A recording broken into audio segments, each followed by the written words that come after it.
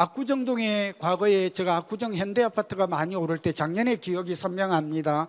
저 말씀 듣고 그 옆에 연립이나 다세대 산분들도 꽤 있어요. 굉장히 만족해요. 그 아파트 올라가면 이게 구축 아파트니까 재건축이죠. 건물 가격이 오른 게 아니라 땅값이 오른 거예요. 그러니까 여러분 이렇게 생각했어요. 핵심 입지의 땅값이 오르면 대장주가 현대하고 신현대잖아요, 압구정은. 근데 거기에서 오르면 그 곁에 있는 연립이나 다세대 오래됐죠. 이 땅값도 오를까요? 질문입니다. 여러분 올라요 안 올라요? 아니 안 오르니까 아파트 땅값이 오른다고 옆에 있는 우리 이 빌라나 연립주택의 땅값도 오르겠어? 이렇게 혹시 생각을 하세요? 예, 그렇지가 않아요. 입지와 위치는 좀 달라요. 입지가 중요해요. 부동산이 중요한 거는 입지죠. 입지는 이따가 나오니까 한번 보여줄게요. 위치는 점이에요. 이유가 참 많아요. 편익이 달라요. 희소가치, 입지, 프리미엄이라고 그러고 핵심 입지, 주거사다리의 정점에 있고 다 아는 내용이죠. 커뮤니티가 달라요. 요즘 부자들은 자기들끼리 뭉치기를 원해요. 그 이유가 있더라고요. 그 다음에 배불린 명품 효과가 작용하고 있는 것이고, 대체 불가성이란 단어를 좀 기억해 주세요. 여러분 이왕이면 대체 불가능한 곳으로 가야 돼요. 제가 용인과 용산도 대체 불가능한 곳으로 꼽았거든요. 전통적으로 우리나라 대체 불가능한 곳은 광화문을 중심으로 한, 서울시 중심으로 한 사대문안이 하나 있고, 강남, 서초, 송파도 잠실까지예요. 멀리 안 가요. 가락도. 요즘 헬리오시티가 뜨기 때문에 그 정도예요. 멀리 안 갑니다. 표현이 좀 죄송한 거, 풍납동이나 거여와천을 강남의 중심이다 이렇게 말하기는 어려워요. 생활권이, 풍납동은 천호 생활권이에요. 풍납동 주민들은 기분이 나쁘겠지만 왜 잠실처럼 아파트 가격이 쑥쑥 오르지 않는가, 이 질문 참 많이 해요. 답은 생활권이 잠실 생활권이 아니에요. 그 아닌 걸 어떻게 알아요? 이렇게 말하면 부동산 경제학은 이렇게 답해요. 수준으로 답을 해요.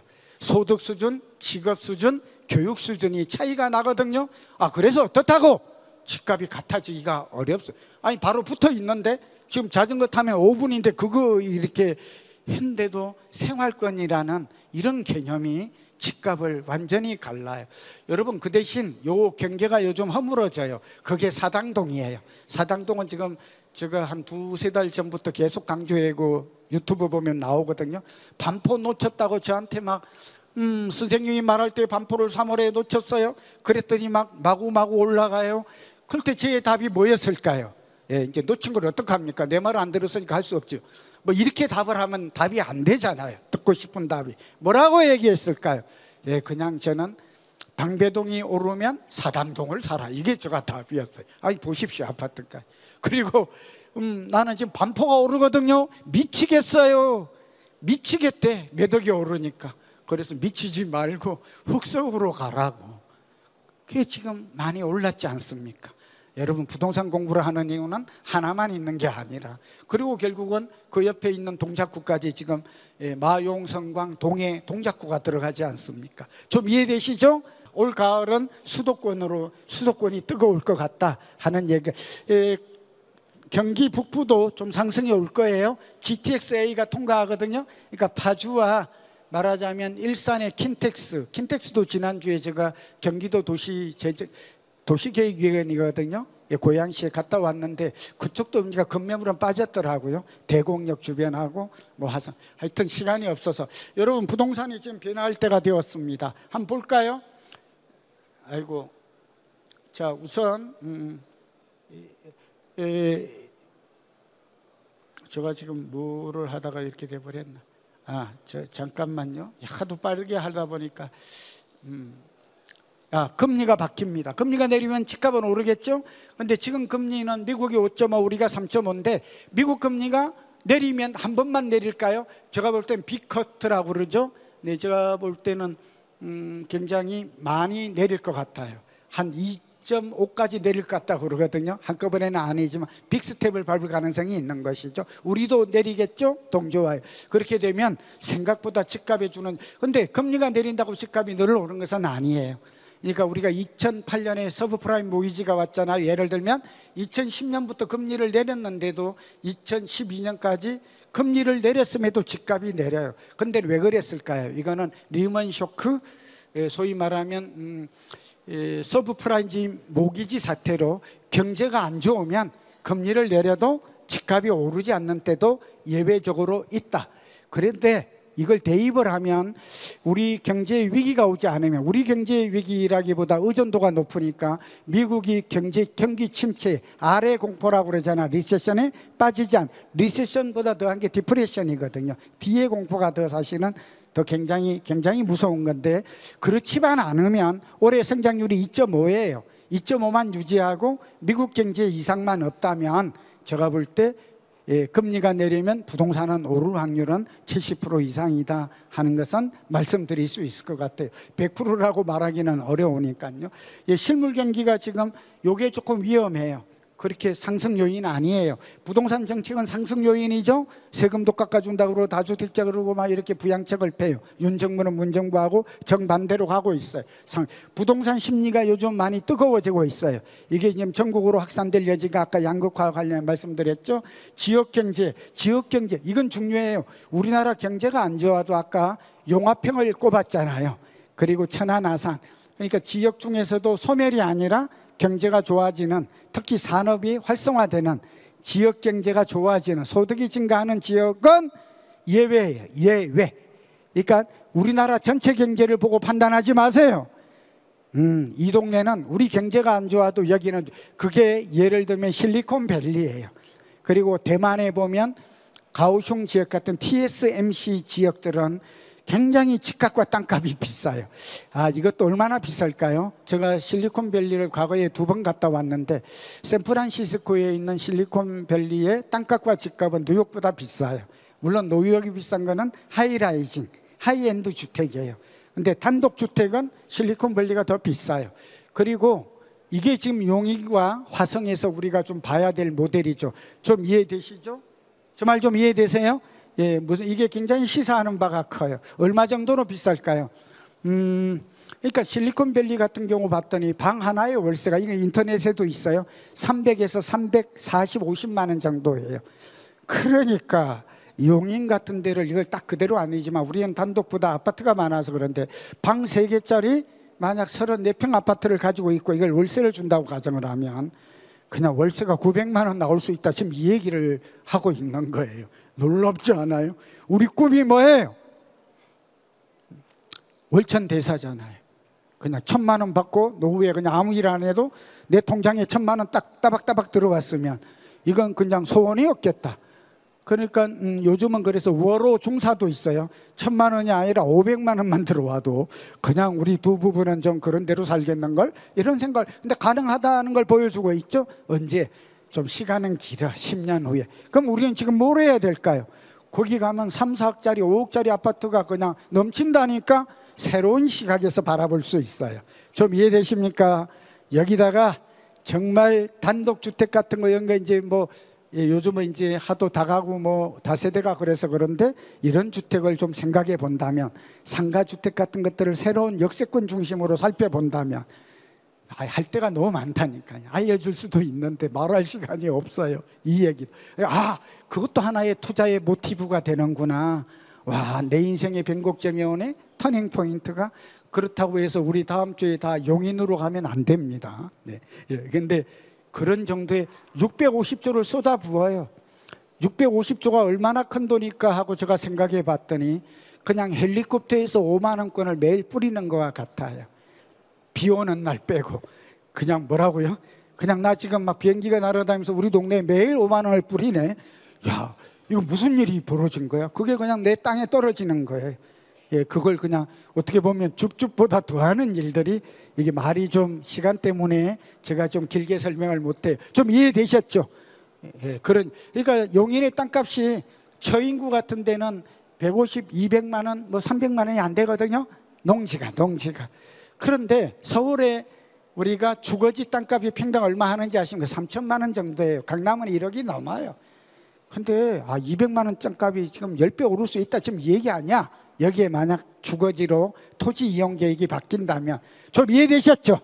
예, 그런 상상도 영 엉터리거나 꿈이거나 터무니없는 상상은 아닐 가능성이 많다는 게, 예, 반도체 클러스터가 완성되고 여기에 2개의 철도가 들어가고 고속도로가 들어가고, 그러니까 용인이 천지개벽하고 다 이제 자꾸 용인을 부추기는 것 같아서 말이 좀 조심스러운데, 사실은 지역 경제 활성화가 될 때 화성이 오르는데도 이유가 있는 것이고, 이런 일들이 우리나라 반도체와 자동차 빼고 나면 뭐가 있어요?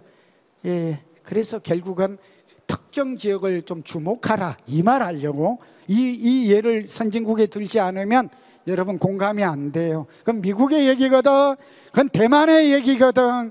근데 제가 삼성 출신이잖아요. 저는 삼성그룹에 공채로 들어가서 오랫동안 있었고, 이제 한국통신의 인사부장이 부동산 한 사람 아닌가 아시죠? 예, 부동산 한 지는 생각보다 얼마 안 됐습니다. 예, KT의 인사부장까지 저는 대기업하고 공기업에 있었기 때문에 나름 이 말을 할 자격이 있는 것입니다. 예, 삼성은 해낼 거라고 봅니다. 여러분도 그렇게 생각하시죠? 그러니까 오늘 특정 지역이란 단어 평상시에 생각 안 해봤어요. 우리 경제가 좋아 나빠 이렇게만 생각하지, 특정 지역은 인구가 증가하고 소득이 증가하고 산업이 증가하면 상업시설이 발달해요, 당연히. 그리고 여기에는 지금도 농촌 아주 그린이 좋아요. 넘어갑니다. 올라갈 요인이 많고 요 얘기 좀 할게요. 요거에서 사진 하나 찍으시면, 열대 아까 설명했던 거. 이제 조금 더 해도 5분 넘게도 10분 이내에 맞춰야 되거든요. 여러분, 저 마음이 급한 거, 인구가 구조, 소득 구조, 왜 이거 잘못됐구나, 수급 구조. 자, 인구는 감소하는 거는 하락 요인이에요. 소득은 그래도 약간 증가해요, 우리나라가 완만하게. 예. 그 다음에 수급 구조는 굉장히 불안해요. 불일치, 미스매치, 부족해. 2, 3년간 올해뿐만 이 자료 나와요. 이따가 정책은 또 상승 요인이에요. 실물 경기는 약간 불안해요. 예, 소득은 완만하게 양극화. 그 다음에 금리는 상승, 매매 심리도 지금 올라가요. 주택담보대출과 집값과의 상관관계가 높아요. 그래서 주택담보대출 규모가 늘어난다는 것은 집값이 오를 확률이 높다는 걸 의미해요. 동의하시죠? 지금 굉장히 주담대가 늘어나요. 당연히 우리나라 사람들은 주택을 매입할 때 38%를 대출에 의존하거든요. 그 다음에 해외 부동산, 지금 중국 빼고 미국과 유럽과 일본에 올해 초부터 집값이 올라요. 거기도 새주택 위주로 오르더라고요. 왜냐하면 공사비가 올라가지고 금리도 오르고, 새주택 그도 월세가 올랐어요. 그러다 보니까 집값이 오르고, 내리는 나라는 중국밖에 없어요. 근데 중국도 지금 구조조정 들어간 거 아시죠? 예, 경제가 회복되고 구조조정이 마치고 나면, 그러니까 이런 말 어때요? 다른 나라 선진국은 집값이 다 오르는데, 예, 무조건 오른다가 아니라 우리나라는 내려야 돼요. 이러면 여러분들 좀 들으면서 좀 앞뒤가 안 맞지 않아요? 네, 지금 거기까지 못 보는 전문가가 많아요. 그리고 환율도 사실은 중요해요. 여러분, 달러로, 저는 늘 습관화되어 있어요. 달러로 환산한 집값은 우리가 지금 내린 것입니다. 좀 무슨 말인지 아세요? 환율이 지금 높아서 그래요. 이거 환율이 1200원으로 내려가면 그때야 비로소 우리가 가격이 정상화된 겁니다. 글로벌 집값 측면에서 좀 어렵나요? 근데 환율까지 고려해야 된다는 거 잘 그래서 외국인들은 조만간 지금 강남에 빌딩 거래가 좀 이루어지고 있거든요. 주로 누가 사요? 해외 글로벌 펀드들이 삽니다. 왜 살까요? 환율이 내려갈 걸 대비해서. 그러고 나면 환차익을 얻고, 또 하나는 뭐예요? 가격 상승의 2마리 토끼를 잡을 수 있다라는. 역시 외국인 전문 투자자들은 개념이 다르죠? 예, 좀 다릅니다. 그리고 강남의 아파트가 오르면 강남의 빌딩이 오를까요? 오릅니다. 그래서 돈 있는 사람들은 아파트가 오르면 아파트 내에서도 주거용도 뭐 연립이 오르고 오른다 했잖아요. 그 다음에 오피스 빌딩으로 오피스텔 올라요. 지금 파는 거 아니에요, 서울은. 이제 오를 때가 지금 오르고 있어요. 그 다음에 오르는 게 상가가 올라요. 그러니까 내년 하반기쯤 되면 상가가 좀 올라갈 가능성이 많아요. 그리고 마지막에 오르는 건 토지예요. 땅값이 오르면 이제 부동산은 다 뜨거워진 거예요. 그리고 이게 한 3바퀴쯤 돌아요. 넘어갑니다. 여기서 제가 아까 하락 요인이 뭐죠? 예, 인구 이거는. 근데 인구도, 수도권은 인구가 증가해요, 감소해요? 증가하잖아요. 그러니까 지역별로 달라요. 전체 인구를 보지 말아요. 그러니까 수도권은 아니라고, 인구 증가라고요. 그 다음에 수도권 소득도 증가해요. 공급도 수급 구조, 실물 경제, 여기 내릴 거라고는 앞으로 환율이 내릴 거라는 건 이해하시죠? 경제 위기가 이제 고금리가 이렇게 우리나라 우리 여러 가지 무역 그런 것 때문에 그런데 환율까지 내리게 되면 상승 요인이 압도적으로 많아요. 한 8개 이상이 돼요. 그래서 제가 집값 상승 대차 대조표를 만들면 그렇게 말할 수 있겠다. 자, 이 그래프는 그냥 내렸다가 다시 올라가는 것, 아파트 매매가와 관심 있게 볼 수 있게 전세가 추이가 월간 거래량을 보세요. 증가하죠? 거래가 많이 증가하면 아파트 가격도 많이 오를까요? 그렇습니다. 초기에는 그래. 근데 계속해서 거래 증가, 가격 상승 한생이 일어나지 않아요. 일부 유튜버 때문에 제가 이러고 있는 거예요. 여러분 벌집 순환 모형을 보면 시간 때문에 처음에는 이렇게 거래 증가, 가격은 보합에다가 거래 증가, 가격 상승 그래요. 그 다음에 거래 감소, 가격 상승이 올 때 진짜 많이 올라요. 자, 무슨 말일까요? 내년 정도 되면 팔려는 사람이 없을 거예요. 집값이 오르는데 누가 내다 팔겠어요? 더 안 팔면 그럼 매수가 없을까요? 그렇지 않아요. 그때 더 많이 오르고 그러고 나서 거래 감소, 가격 제자리가 와요. 좀 이해가 너무 빨리 얘기해서 죄송해요. 근데 이거 좀 우리 젊은 분들은 알아듣고 계세요. 부동산 학도도 꽤 오신 것 같아요. 전문가, 공인중개사가 전문가잖아요. 또 전세가도 살짝 오르고 있고 이렇게 쭉 오르고 있는 1년 넘게 오르고 있어요. 자, 요거 한번 잘 보세요. 시간 때문에 그런데 그래프의 세 가지 모습 여기 보세요. 86년부터인데 이거는 작년에도 했는데 이제 바뀌어져 가지고 쭉 올라가요. 근데 올라갈 때 쉬지 않고 올라가지는 않죠. 중간중간 멈추죠. 계단식 상승을 해요. 그래서 속여요. 근데 한번 오르면 한 5년은 올라요. 그 다음에 오르고 나서 쭉 내려요. 근데 잠깐 내리지 않고 어때요? 훅 내려요. 여기 보면 98년 IMF가 오니까 어때요? 내리던 중에 더 내려버려요. 이때 완전히 멘붕이 오는 거죠. 근데 이때 잘 견뎠어야 돼요. 이게 굉장히 중요해요. 견뎠다면 그 다음에 오는 것은 견딘 만큼의 인내심 만큼의 가파르게 올라요. 그리고 또 내릴 때는 이 최근을 보세요. 2014년에 여기가 바닥을 찍어요. 나와 있죠. 분명히 사진 찍어요. 그러고 나서 2021년에 선이까지 오르고 내리다가 다시. 근데 2014년부터 전국적 통계는 2020년까지 40% 올라요. 이 말이 안 되죠. 강남은 재건축은 3배 올랐거든요. 그리고 일반 아파트는 2.5배 올랐거든요. 서울이 2배 올랐거든요. 근데 무슨 40%냐니까 전국은 그래요. 그리고 전국 평균 20% 내리고, 이건 전국이에요. 내리고 다시 오르고 있는 거예요. 여러분 40% 5년간 오르고 5, 6년간 오르고 20% 3년 빠졌다면 거품이 제거된 걸까요? 거품론이 굉장히 중요해요. 저희한테. 어느 정도 제거되어서 지금은 상당히 건전해진 모습입니다. 좀 이해되십니까? 그러나 내년부터 올랐다면 참 좋았을 걸. 이건 좀 아쉬움이 있죠. 제가 딱 5분만 더 쓸게요. 안 돼요? 괜찮아. 제가 5분만 더 해도 되겠죠? 여러분 지금 또 중요하니까 여러분 눈빛을 보니까. 그래서 지금 올라가면 1, 2년 오를 게 아니라 2, 3년, 3, 4년. 이게 또 윤석열 정부의 말기와 딱 마주쳐요. 이 정치적으로도. 그래서 나온 말이 있어요. 민주당이 잡으면 가격이 오르고 뭐 이런 얘기가 있어요. 근데 그거는 우연해요. 이 10년 주기설 5년마다 5, 6년 상승. 뭐 이 설명이 재밌게 좀 여러분들. 자, 여러분 이거 다 알지만 그래도 사진 하나 찍으세요. 빨간 선을 보세요. 빨간 선. 착공, 준공. 자, 요게 좋겠다. 이게 뭐냐 그러면 인허가 착공 물량이 오른쪽으로 갈수록 다 줄어들고 있죠? 보이시죠? 그러니까 여러분 잘 보세요. 연간 앞잡부 추이가, 그러니까 여러분 인허가를 하고 나면 입주까지 한 4, 5년이 걸려요. 4, 5년, 5, 6년. 그 다음에 착공에서부터는 한 3년이 걸리고 분양에서는 30개월이 걸리거든요. 2년 반. 이게 통계예요. 그러니까 입주 물량, 그러니까 인허가 물량, 착공 물량, 분양 물량, 입주 물량, 준공 물량이 입주 물량이거든요. 다 줄어든다는 것은 전세 가격이 오를 가능성이 높고, 많이 줄어들을수록 전세 가격은 많이 오르며, 전세 가격이 많이 오를수록 매매 가격도 많이 오를 가능성이 높다. 이게 경제학입니다. 예, 내년에 굉장히 많이 줄어든다는 것, 부동산 1, 2, 4 자료고 한번 보시기 바랍니다. 예, 입주 물량이 대구가 쭉 많이 지금 줄어든다는 거, 세종시가 많이 줄어들고 있죠. 51%. 경기도도 꽤 많이 줄어들어요. 41%나 줄어요. 경기도의 내년 입주 물량이 줄어든다면 새 아파트가 희귀해지. 넘어갈게요.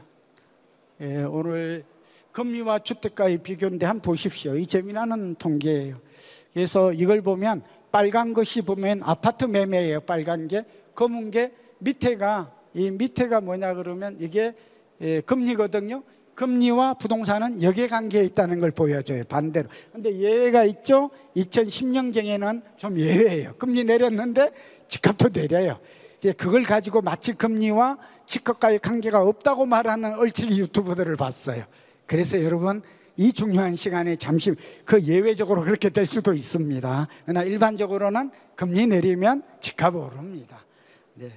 이런 표를 모르니까, 안 보니까 그런 말을 하겠죠. 거래량도 아까 요거 시간 때문에 사진 하나 찍으시죠. 그냥 넘어갑니다. 여러분 집에서 차분하게 보세요. 네. 우리나라가 조금 집값 수준이 높아요. 근데 외국도 좀 더 높아요. 우리나라가 좀 넘어가고, 여러분 쭉 넘어가고, 아까 요 얘기, 상업용 부동산의 벌집순환 모형은 나왔네요. 아까 벌집순환 모형. 주택은 빠졌나? 하여튼 참고하십시오. 주택에서 나온 거예요. 마지막으로 이제 오피스텔도 앞으로 아파트가 오르면 오피스텔 오른다고 말씀드렸어요. 대책은 다 빼버리고 어디에 관심을 가질 것인가. 자, 새롭게 떠오르는 GTX, 이것만 잘 주목해도 여러분 괜찮습니다. 사진 하나 찍고요. 요거 하려고 여러분 강남보다 이제 강북에 관심을 가지십시오. 이거는 오세훈 시장이 잘한 것으로 보입니다. 네, 그 다음에 상계, 중계 이런 지역들도 많은 변화가 옵니다. 그냥 넘어가고요. 여기 서울에 한번 보십시오. 경부고속도로 지하화도 빌딩을 생각하는 분에게는 변화가 많이 올 것 같아요. 많이 지하화, 광화문 지역 아시고, 근데 아는 거는 넘어갈게요. 세운, 을지로 이런 게 변화가 많죠. 서울역과 요 주변, 저는 서울역과 용산까지 그 8km 라데방스 거리 이런 것들은 상당히 앞으로 주변에 건물 같은 경우는 요망할 힘도 많이 좀 오르긴 했어요. 넘어갑니다. 저는 단독주택이 앞으로 좀 힐에 좋다고 보는 건데, 후암동, 청파동, 가rol동이 좀 싸더라고요. 그런 것들을 낡은 주택을 사가지고 나름대로 아파트를 막 30억, 40억짜리보다는 그런 곳이 좋지 않을까, 그렇게 보고 있습니다. 여기 중요하죠. 이건 뭐 삼성역과 이쪽은 종합운동장역까지는 정말 좋아지죠. 아시아선수촌, 우성 1차, 2차, 3차 굉장히 유망하게 저는 지금 쪽을 보고 있습니다. 양재 워낙 제가 좋아하는 곳이죠. 중랑천, 은평, 한강. 여기 아까 이제 용인이 나왔네요. 살집, 팔집. 압구정이 좋은 이유를 살집, 팔집에서 풀에서 잘 이렇게 보여주고 있습니다. 여러분 시간이 없으니까 건너뛰고, 마지막에 여러분에게 줄 선물, 지금 산다면 어떤 아파트가 살집, 팔집에서 뭐 10억 들여 만든 건데, 이런 아파트가 지금은 좀 덜 올랐거나 지금 가투비, 가격 대비 투자 가치, 대지 지분이라 이런 걸 생각하면 이것들을 하나 사진 찍죠. 구축은 15년에서 30년까지인데 이런 것들을 지금 좀 보고 있습니다. 가격까지 감안해서 최신 걸 가지고 온 겁니다. 넘어가고, 재건축은 이런 것들이 뭐 강남, 뭐 도봉구도 있고 노원구도 있고 그렇습니다. 경기도까지 가져왔어요. 우리 직원이 친절하게. 경기도가 앞으로 지금 경기와 인천이 좋다고 그랬잖아요. 구축은 고양시를 포함해서 성남 이런 것들을 좀, 어차피 이 토지가 내재 가치니까 구축도 구축 위주로 가져왔습니다. 신축은 다 아는 거라서 재건축 이렇게 가져왔습니다. 인천을 볼까요?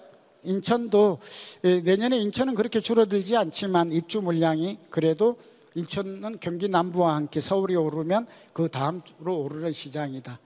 라고 해서 은퇴 자산, 제가 볼 때는 집 한 채로 뭐 8억 원 가지고 월 300~400만 원 하자. 국민연금, 주택연금, 저는 농지연금 강조하는데, 이제 여러분 조선일보 보셨죠? 그저께 저의 인터뷰도 실렸던데, 여러분 이제 농막이라고 아시죠? 이것들을 앞으로 쉼터로 바꾼대요. 그러니까 서해안의 농지 같은 경우는 굉장히 유망한 걸로, 강원도 원주와 춘천 사이 서울에서 1시간 반, 2시간 거리에 있는 농지는 10만 원에서 15만 원 이내에 이런 걸 사면, 제가 예전에 트렌드쇼 오신 분들은 아시잖아요.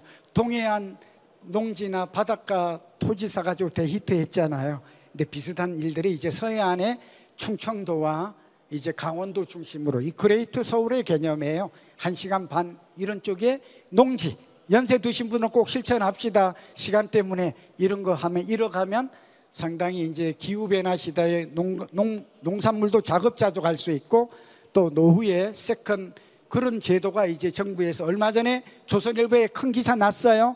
농막을 쉼터로 12년간, 이제 앞으로 20년으로 늘려야 된다고 생각하는데 활용하면 좋을 것 같습니다.